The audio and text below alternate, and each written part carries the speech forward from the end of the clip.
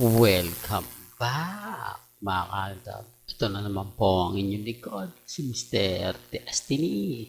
At panibagong update na naman po tayo ngayon sa social media, mga kaltab. Siyempre, kabahan na nga po ang dapat kabahan dahil nararamdaman na nga po natin ang mga bagay-bagay na inaabangan nga po ng Aldab Nation.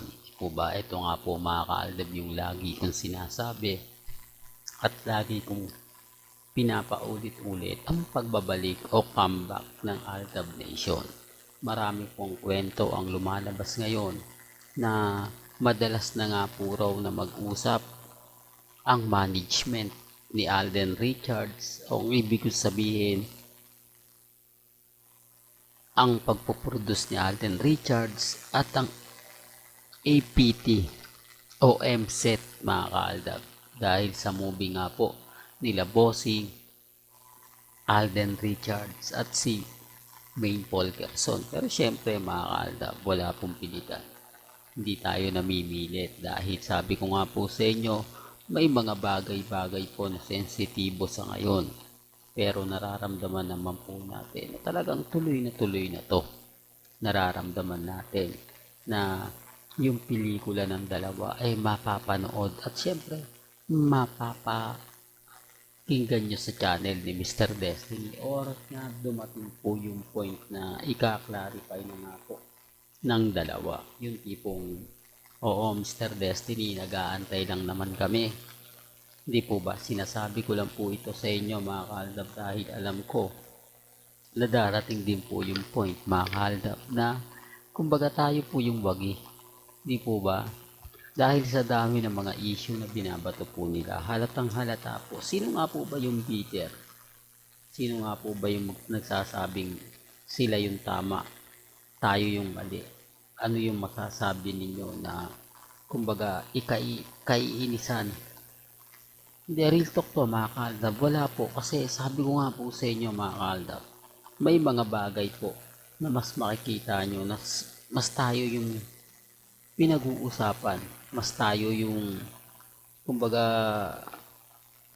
pinagpipiestahan.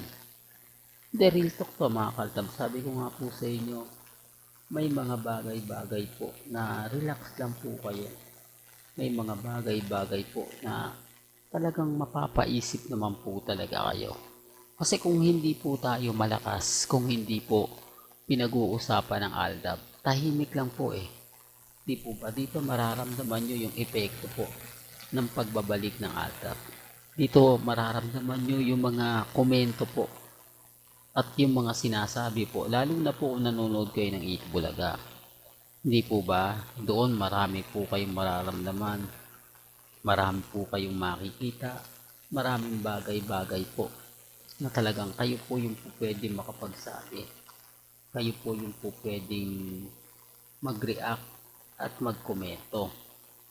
Hindi po ba? Kasi sa panahon ngayon, mga kalab, lagi ko naman sinasabi, lagi ko naman pong pinapaliwanag na relax lang po kayo. Kampante lang po kayo kasi hindi po tayo basta-basta magpapa-apekto. Walang sukuan, tuloy po yung laban. Oh, pasensya na po kayo kung bakit ko lagi sinasabi yan.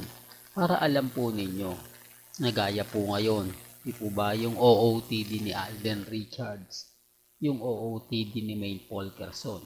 Nagkakataon lang po muna at yung post ni Alden ngayon at yung update ni Mengay. Halos konektado sa dalawa. Hindi nyo naman po pwedeng sabihin na naman yan na hindi, Mr. Destiny, nagkataon lang yan. Hindi, Mr. Destiny. Kumbaga, hindi naman yan ganito, hindi naman yan ganon. Di po ba? Common sense na lang po. Di po ba? Sa mga bitter po sa akin, sa nagsasabing wala na pong Aldab, sila po yung mas bitter. Sila po yung mas inis kasi hindi po nila matanggap na tayo yung pinag-uusapan, na tayo yung trending, na tayo yung panalo. Kahit po kasi anong gawin po nila, kahit po kasi sabihin nila na wala na, hindi po, tayo pa rin po yung umaangat eh. Tayo pa rin po yung pinag-uusapan. Tayo pa rin po yung panalo. Ito yung pagkakaiba ng sinasabi nilang wala na. Pero nagmimistulang nagtitrending tayo. Affected sila mga kaaldab pag nagtrending ang aldab. Affected sila o naiinis sila kapag sinasabi natin si Ina Alden at si Maine magkasama spotted sa isang restaurant. Totoo naman po eh. Common sense na lang po sa mga nagsasabing nagse-celebrate daw po si Maine Fulkerson at si Congressman Arjo. Wala naman pong ebidensya at resibo. Wala naman pong maipakita. Kahit po yung mga staff, yung crew o yung mga kumbaga campaign manager, mga coordinator ni Congressman na nagpapapicture, di po ba? Ako nga po, napakaraming photos po natin, napakaraming video nung kinakandidato po natin si Mayor Trillanes, kaya lang po natalo. No? Pero okay lang po yun, mga kaaldab, at least tuloy pa rin po ang buhay, tuloy pa rin po ang pakikipaglaban. Napakarami kong picture, photos, pero gaya ng sinabi ko mga kaaldab, may mga ebidensya at resibo naman tayo.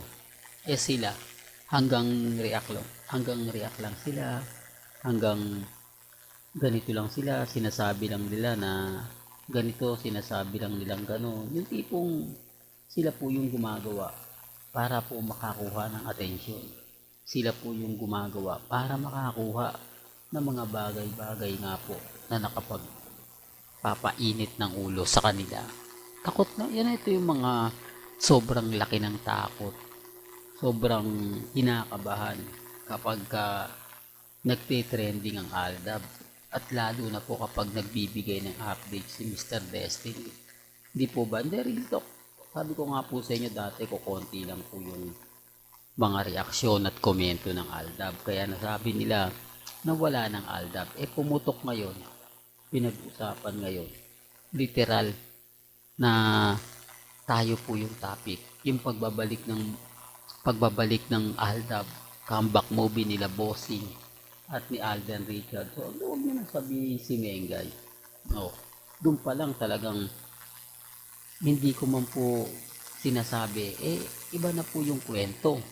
Siyempre, kapag bumalik si Alden at nagsama sila ni Boss, hindi po pwedeng mawala si Mengay. Tama naman po yung mga reaksyon ng iba.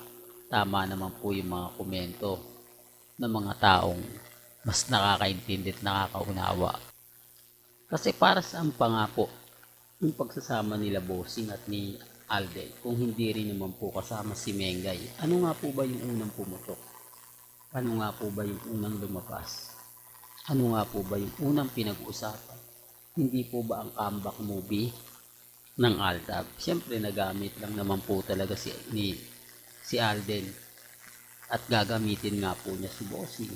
Doon pa lang sa private meeting po nila, malalaman nyo na parang may mali. Bakit kailangan patago pa? At sa birthday mismo ni Bossing Vic Soto, doon pa lang po ramdam nyo na may mali. Doon pa lang po ramdam nyo na yung talagang pagbabalik. Tapos maraming digit dabber cards pa po yung nag-react, nagkomento, di po ba? Kaya lang syempre campaign kampanya. Ngayong kumbaga naramdaman na yung nakita nyo na yung tipong eto na yung pinakahihintay natin Mr. Destiny, eto na yung inaasahan natin Mr. Destiny. Kaya sabi ko sa inyo, affected sila at naiinis, nagagalit sila sa mga bagay-bagay na kumbaga ayaw nilang makita, ayaw nilang mapanood, pero nangyari na hindi po ba? Kaya nga sabi ko sa inyo, relax lang po kayo, kampante lang po kayo, maging matatag lang po kayo. Malay nyo, di po ba bukas sa makalawa, tayo na po ang trending. Hanggang dito na lang po ang ating latest updates. Kaya kung gusto nyo pa po ng pinaka-latest at sariwang update, abay tumutok lang po kayo dito po sa channel ni Mr. Destiny para updated po kayo sa mga bago at sa mga latest na i-upload po natin maya-maya lang. Kaya kung bago ka lang sa channel na to at isa kang true-blooded Aldab Nation na nagmamahal kina Mengge at Isoy, tama po ang channel na pinuntahan mo. Kaya consider na po kitang bagong subscriber. At huwag mong kalimutang i-share ang mga video po natin sa mga mami, sa mga titas, at sa mga senior. Hanggang sa muli, salamat po sa panonood at pakikinig.